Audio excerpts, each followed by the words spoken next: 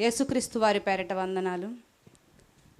వాక్యం చెప్పాలి అని వచ్చాను, కానీ మీ అందరి మొఖాలు చూస్తే ఆకలి అవుతుంది. ఎందుకంటే నాకు కూడా అవుతుంది కాబట్టి.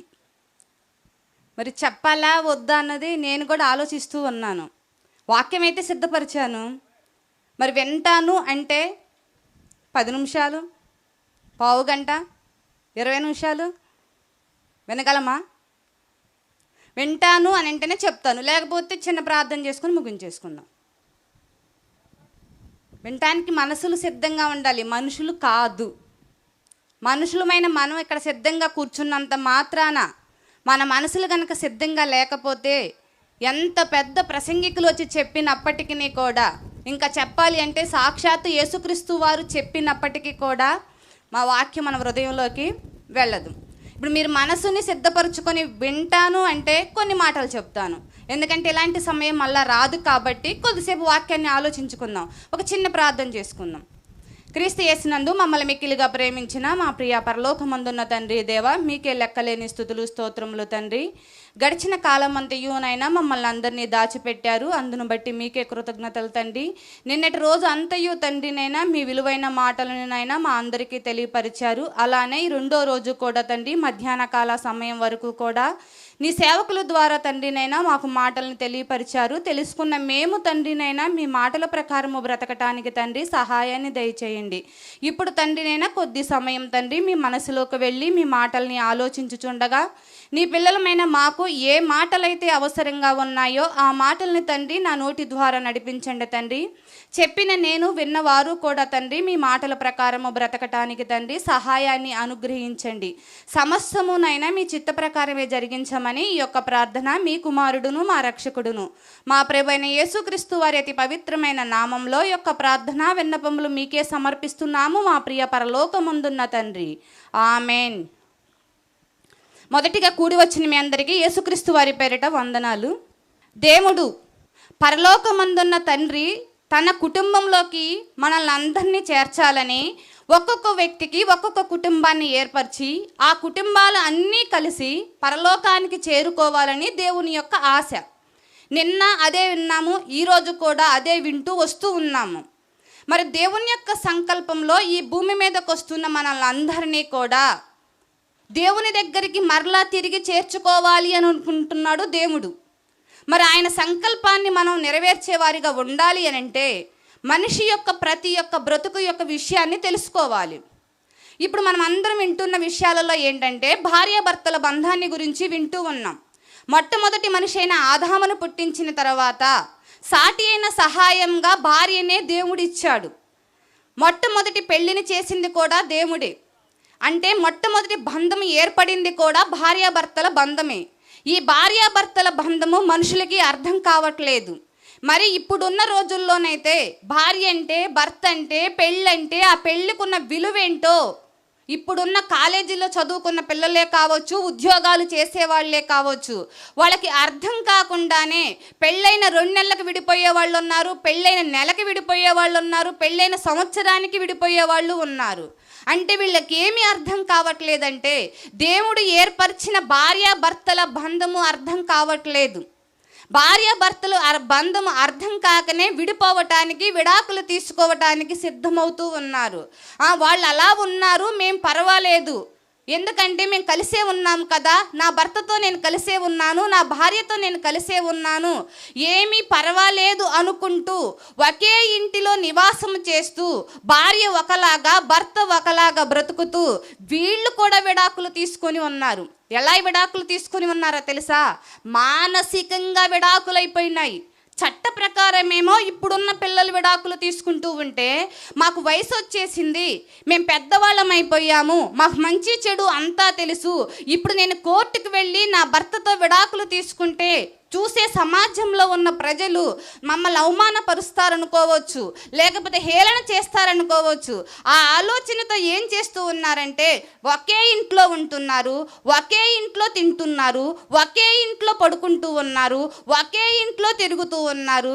కానీ ఈ భార్యాభర్తలు ఇద్దరు ఏమైపోతున్నారో తెలుసా? మానసికంగా విడాకులు తీసుకుంటూ ఉన్నారు. ఎందుకో తెలుసా? భర్త అంటే భార్యకు తెలియదు, ఆ భర్తలో ఉన్న మనసులో ఉన్న ఆలోచనలు భార్యకు అర్థం కావట్లేదు, భార్య మనసులో ఉన్న ఆలోచనలు భర్తకు అర్థం కావట్లేదు. ఎవరి రీతిగా వారు బ్రతుకుతూ, ఎవరి రీతిగా వారు ఆలోచించుకుంటూ, ఎవరి సంపాదన వారు చేసుకుంటూ మానసికంగా విడాకులైపోయి ఎవరికి వారు జీవిస్తూ ఉన్నారు. దేవుని యొక్క వాక్యం కనుక వారికి అర్థమైపోతే, భార్య భర్తల బంధం యొక్క విలువ వాళ్ళకి తెలిస్తే అలాంటి ఆలోచన వాళ్ళకి రాదు. ఇప్పటివరకు మనం భార్య ఏం చేయాలి? భర్తకి లోబడి ఉండాలి. భర్త ఏం చేయాలి? భార్యని ప్రేమించాలి. వీళ్ళు ఇలా కంటిన్యూగా చేసుకుంటూ వెళ్ళిపోతే వాళ్ళ ద్వారా వచ్చిన పిల్లల్ని దేవుని కోసం పెంచి, దేవా నువ్వు నాకు ఇచ్చిన ఈ బహుమానాన్ని తిరిగి నేను యథార్థంగా నీకు అప్పగిస్తున్నానని చెప్పగలిగిన ధైర్యం మనకు వచ్చేస్తుంది. అలా రావట్లేదు అంటే మనం దేవుడు చెప్పినట్లు భార్యాభర్తలుగా మనం జీవించలేకపోతున్నాము. భర్త భార్య చెప్పినట్లు భార్యని ప్రేమించాలి, భార్య భర్తకు లోబడి ఉండాలి. ఈ సిద్ధాంతాన్ని పక్కన పెట్టేసి, నేను ఉద్యోగం చేస్తున్నా కదా, నీతో నేను సమానమే కదా, నేను నీకు లోబడి ఉండటం ఎందుకు అని భార్యలంట భర్తలను బాధిస్తూ ఉన్నారంట. సమాజాల్లో కొన్ని సంఘాలు ప్రారంభించారు. ఏ సంఘాలో తెలుసా?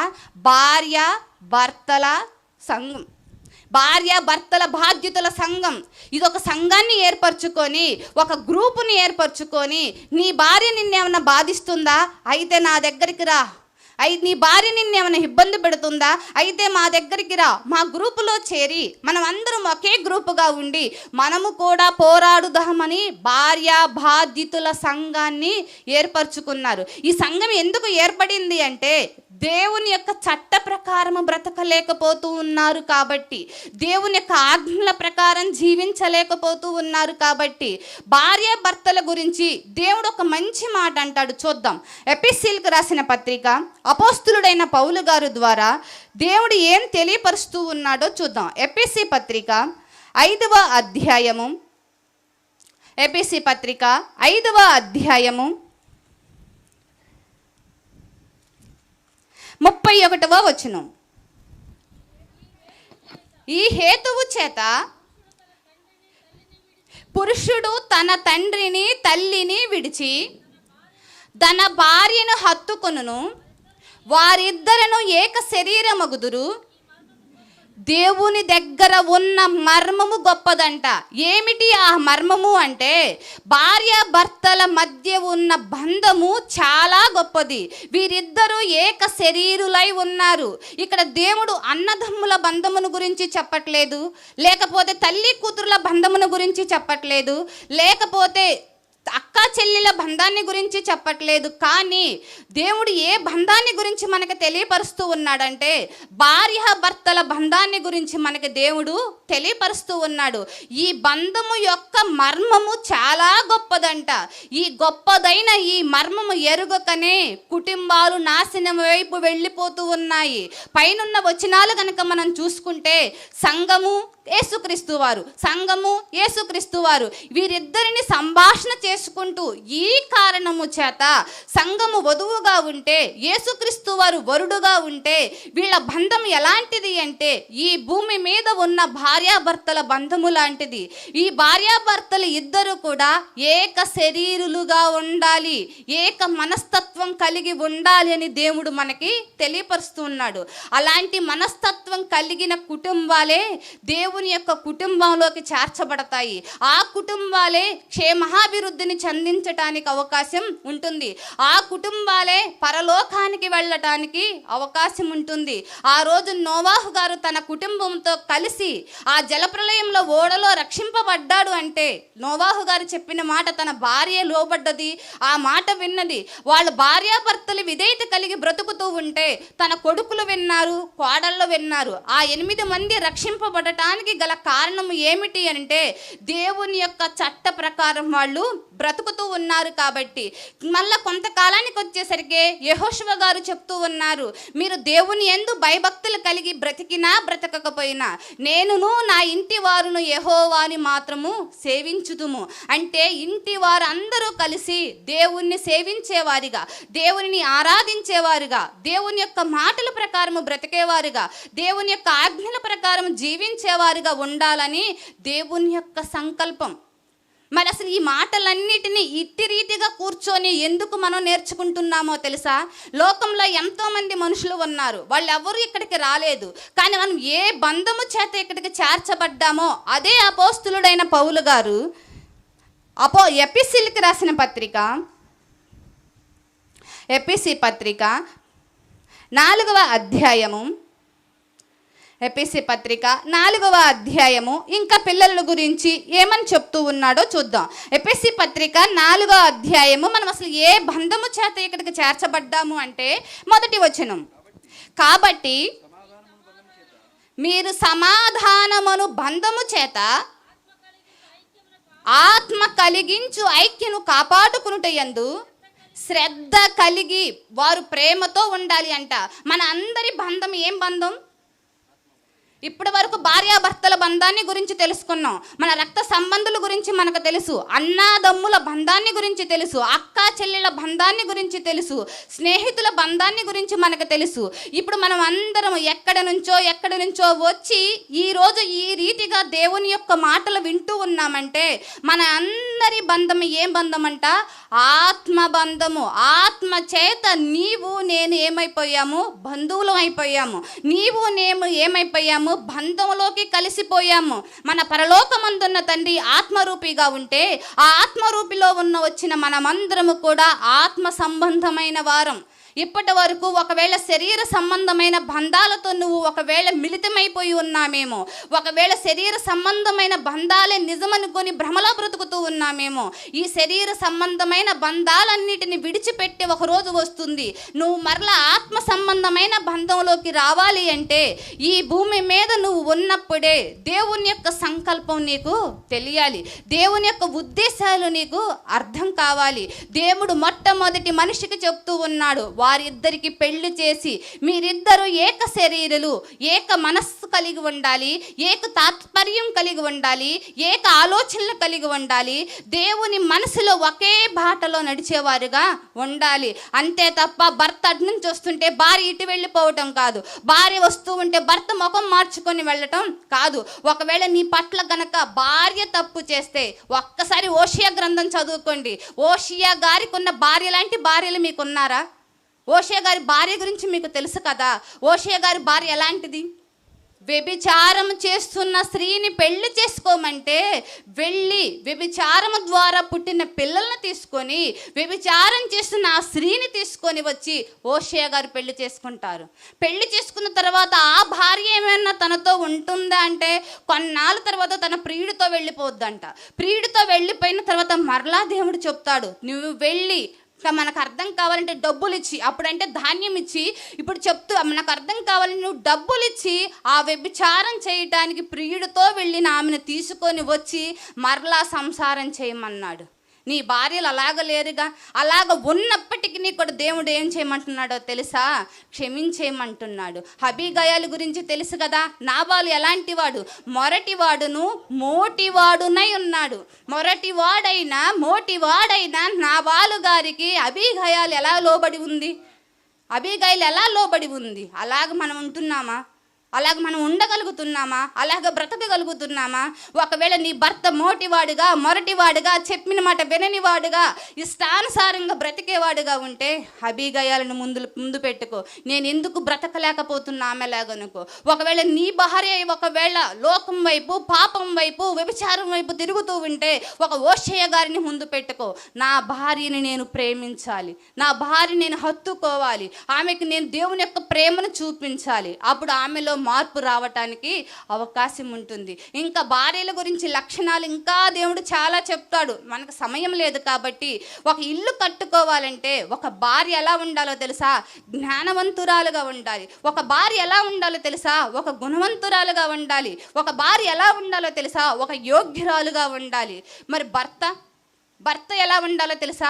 ఒక సంరక్షకుడుగా ఉండాలి. చూద్దాం ఆ మాటని. తిమోతికి రాసిన మొదటి పత్రిక దేవుడు ఏమని చెప్తున్నాడో. తిమోతి గారికి రాసిన మొదటి పత్రిక 5వ అధ్యాయము 8వ వచనం. ఎవడైనను స్వకీయులను విశేషముగా తన ఇంటి వారిని సంరక్షింపకపోయిన ఎడల విశ్వాస త్యాగము చేసిన వాడై అవిశ్వాసి కన్నా చెడ్డవాడై ఉండెను. ఇప్పుడు నేను విశ్వాసిని లేకపోతే నేను సేవకుడిని అని చెప్పుకుంటున్న పురుషులకి దేవుడు చెబుతూ ఉన్న మాట ఏంటంటే, ఒకవేళ నువ్వు విశ్వాసివా, ఒకవేళ నువ్వు సేవకుడివా, మొదటిగా నువ్వు చెయ్యవలసిన పని ఏంటో తెలుసా? నీ కుటుంబాన్ని, నీ స్వకీయులను అంటే ఆ స్వకీయులలో నీ భార్య వస్తుంది, నీ పిల్లలు వస్తారు, నీ తల్లిదండ్రులు వస్తారు, నీ కుటుంబ సభ్యులందరూ కూడా వచ్చేస్తారు. విశేషముగా నీ స్వకీయులను నువ్వేం చేయాలి? సంరక్షించాలి. సంరక్షించటం అంటే పోషించటం. నువ్వు కష్టపడి పని చేయాలి. నా భార్య ఉద్యోగం చేస్తుంది, నాకేం పని లేదని నువ్వు ఇంట్లో కూర్చోటం కాదు. భర్తగా ఇంటి యజమానుడుగా నువ్వు పోషించేవాడులాగా ఉండాలి. అలానని భార్యలను ఏం పని చేయొద్దని చెప్పట్లేదు. భార్యలు చేస్తున్నా భర్తలు కూడా సంరక్షకుడుగా ఉండేవారులాగా ఉండాలని దేవుడు మనకి తెలియపరుస్తూ ఉన్నారు. ఎంతమంది భర్తలు అలా ఉన్నారు?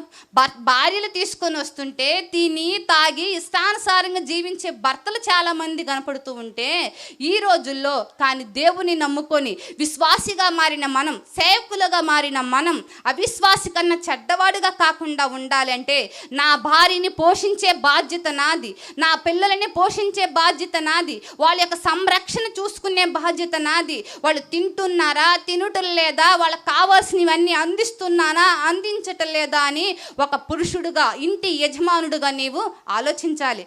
చాలామంది ఎలా ఉన్నారంటే, డబ్బులు ఇచ్చేస్తున్నా కదా, నా భార్య కావాల్సినవన్నీ తీసేసుకుంటుంది అని అనుకుంటూ ఉన్నారు. ఒక్కసారి ఆలోచించండి. నీ భార్యని ఇంటికి వెళ్ళిన తర్వాత ఎప్పుడైనా తిన్నావా? నీ ఆరోగ్యం బాగుందా? నువ్వు ఎలా ఉన్నావు? నీ ఆ మనసు బాగుందా? నీకేమన్నా బాధ ఉందా అని రోజుకు ఒక్కసారైనా నీ భార్య పక్కన కూర్చొని అడిగారా? ఎందుకంటే మలాకీ గ్రంథంలో నాకు నచ్చిన మాట ఏంటో తెలుసా? యెహోవా యందు భయభక్తులు కలిగి ఇద్దరు మాట్లాడుకుంటే ఉంటేనంట దేవుడు చెవియొగ్గి ఆలకిస్తాడంట. మా సంఘంలో కూడా నేను చెప్తాను, ఆ ఇద్దరు మీ భార్య భర్తలు ఎందుకు కాకూడదు? పక్కూరోళ్ళో, స్నేహితులో, బంధువులో కాకుండా ఆ ఇద్దరు మీ భార్య భర్తలే ఎందుకు కాకూడదు?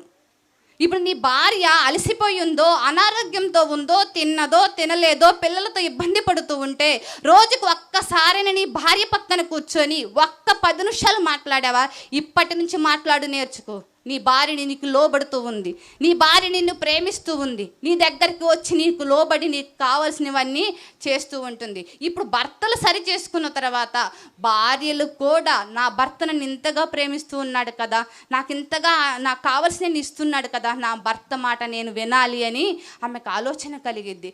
ఇంకెలా ఉన్నారంటే పురుషులు, భార్య తెల్లవారుజామునే లేచి కష్టపడి టిఫిన్ చేసి, టీ పెట్టి, అన్నం కూర అన్నీ చేసి అక్కడ సిద్ధపరిస్తే వచ్చి అడుగుతుంది ఒకే ఒక్క మాట. ఏమని అడిగిద్దో తెలుసా? ఏమండి టిఫిన్ ఎలా ఉంది? నీ మొహంలాగానే ఉంది అన్నాడు అనుకోండి, ఏమంటుందామా? ఇంకా కళ్ళమ్మటి నీళ్ళు కారిపోతూ ఉంటాయి. ఆడోళ్ళు ఎలాంటి వారో తెలుసా అండి? బలహీనులు. ఎంత కష్టపడ్డా, 2 గంటలు కష్టపడి వంట సిద్ధపడ్డా కూడా ఆ 2 గంటల కష్టాన్ని నీ నోటులో నుంచి వస్తున్న ఒక చిన్న మాటతో సంతోషపడతారు.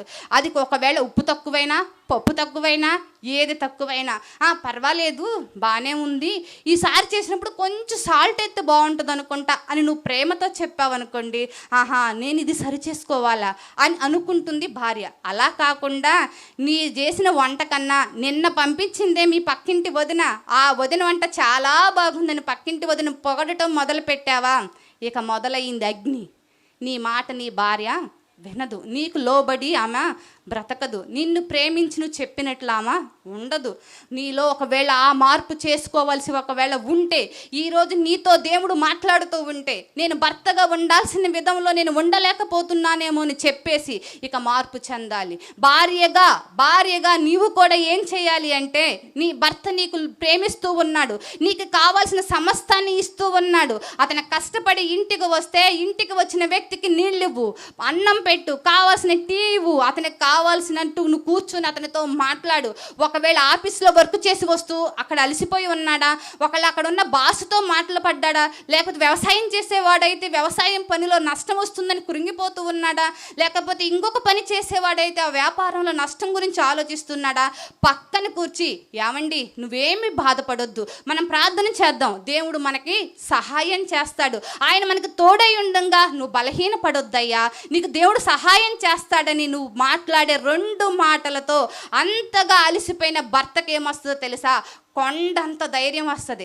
అలా కాకుండా నువ్వు ఏ పని చేసినా ఎలానే నాశనం అయిపోద్ది, ఎలానే అప్పులు పాలవుతాం, ఎలానే నష్టం పాలవుతాం, నువ్వు మాటలు అన్నావా ఆ మాటలు కత్తిపోటి వంటి మాటలు అయిపోయి హృదయంలోకి కుచ్చుకుపోయి నిన్ను నీ భర్త ప్రేమించటానికి అవకాశం ఉండదు. భార్య భర్తల యొక్క బంధం ఎంతో విలువైనది. ఆ విలువైన ఆ బంధాన్ని మనం విలువగా కాపాడుకుంటేనే దేవుని యొక్క సంకల్పాన్ని నెరవేర్చగలుగుతాం. ఇక్కడే మనం ఈ బంధాన్ని కాపాడుకోలేకపోతే ఆత్మ సంబంధం కలిగి దేవుని దగ్గరకు వెళ్ళగలుగుతామా? వెళ్ళలేని వారుగా ఉంటాము. అలా నిత్య నరకములో ఆరని అగ్నిలో చావని ఆత్మగా. ఇప్పుడు అందరికి అగ్ని ఎలా ఉంటుందో శాంపిల్ కనపడుతుందా, కనపడట్లేదా? ఎండ పైన టెంట్ వేసిన ఆ ఫ్యాన్ తిరుగుతుందే కానీ గాలే రావట్లేదు, చెమటలు ఏమైపోతున్నాయి, కారిపోతున్నాయి. ఎప్పుడు ప్రార్థన ఆమెన్ అంటారా, లేచి బయటికి వెళ్ళిపోదామా అనిపిస్తుంది. ఈ కాసేపు ఎండకే నువ్వు తట్టుకోలేకపోతే దేవుని యొక్క చిత్త ప్రకారం బ్రతకకుండా ఆరని అగ్నికి కనుక నువ్వు చేరుకుంటే ఆరని అగ్నిలో చావని ఆత్మగా 1 రోజా 2 రోజుల 1 సంవత్సరమా 2 సంవత్సరాల? ఒకవేళ ఇప్పుడు రాజకీయాల పదవులు మారినట్టు 5 సంవత్సరాలు ఒక్కసారి అగ్నిలోంచి బయటకు తీసుకొని వస్తాడా దేవుడు?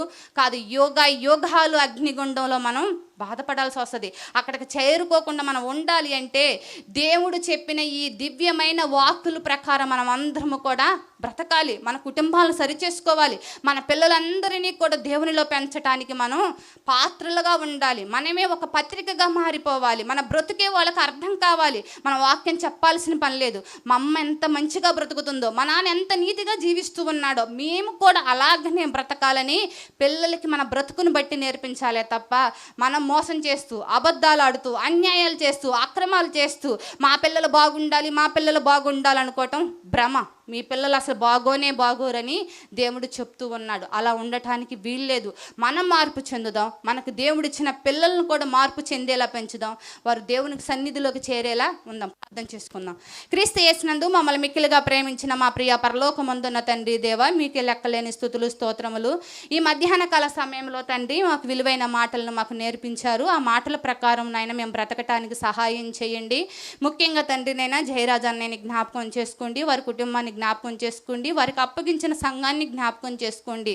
సంఘం అంతయు కలిసి తండ్రి నిన్న ఈరోజు జరిగిస్తున్న ఈ సభలలో మీరే తోడుగా ఉండి నడిపిస్తూ ఉన్నారు.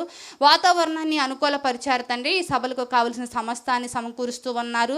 నీ పిల్లలైన అనేక మంది ద్వారానైనా మీ యొక్క మాటలను తెలియపరుస్తూ ఉన్నారు. తెలుసుకుంటున్న మేమందరము కూడా మీ మాటల ప్రకారము బ్రతకటానికి సహాయాన్ని అనుగ్రహించండి ప్రభువా. అలానే తండ్రినైనా మధ్యాహ్న కాలం తర్వాత జరగబోయే సెక్షన్లో కూడా తోడుగా ఉండండి. సాయంత్రకాలం జరగబోయే సభలో కూడా తోడుగా ఉండండి. జయప్రదంగా జరిగించండి తండ్రినైనా. ఈ యొక్క కార్యక్రమం తండ్రినైనా మీ నామానికి మహిమకరంగాను సాతానికి సిగ్గుకరంగాను నీ పిల్లలమైన మా అందరికీ కూడా ఆశీర్వాదకరంగాను ఉండినట్లు సహాయాన్ని దయచేయండి. అన్ని విషయాల్లో మీరే తోడుగా ఉండి సహాయాన్ని అనుగ్రహించమని ఈ యొక్క ప్రార్థన మీ కుమారుడును మా రక్షకుడు మా ప్రభువైన యేసుక్రీస్తు వారి అతి పవిత్రమైన నామంలో ఈ యొక్క ప్రార్థనా విన్నపములు మీకే సమర్పిస్తున్నాము మా ప్రియ పరలోకమందున్న తండ్రి. ఆమేన్.